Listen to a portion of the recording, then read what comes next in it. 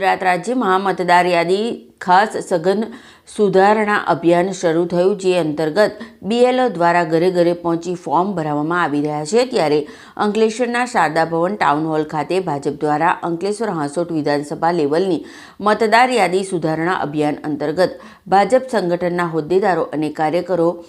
BLO ને કઈ રીતે મદદગાર થઈ શકે તેમજ કોઈ મતદાર યાદીમાંથી કોઈ વંચિત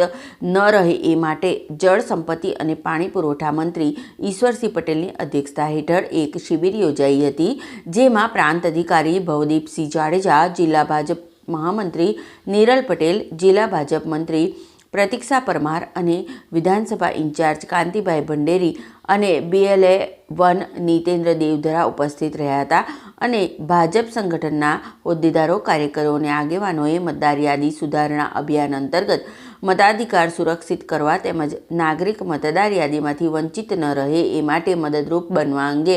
વિસ્તૃત માહિતી આપવામાં આવી હતી। આ પ્રસંગે શહેર ભાજપના પ્રમુખ ધર્મેન્દ્ર પુષ્કરના, નોટિફાઈડ એરિયા ભાજપના પ્રમુખ જય તેરૈયા, તાલુકા ભાજપ પ્રમુખ ચંદ્રેશ પટેલ સહિતના હોદ્દેદારો ઉપસ્થિત રહ્યા હતા। સમગ્ર ગુજરાતમાં ઇલેક્શન કમિશન દ્વારા SIR ની કામગીરી ચાલી રહી છે। મતદાર સુધારણા કાર્યક્રમમાં લોકો જાગૃત થાય, માહિતગાર થાય અને કોઈ પણ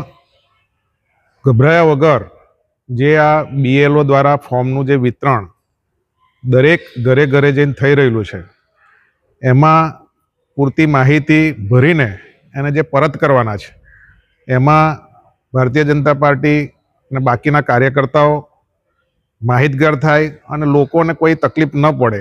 એ માટે એક મિટિંગનું આયોજન આ વિધાનસભા લેવલનું કર્યું હતું। માન્ય મંત્રીશ્રી પણ ઉપસ્થિત હતા, માન્ય પ્રાંત સાહેબ પણ આગળ જરૂરી માર્ગદર્શન આપીને ગયા છે અને કોઈ પણ મતદારને કોઈ તકલીફ ન થાય એ માટેની વ્યવસ્થા ગોઠવી છે।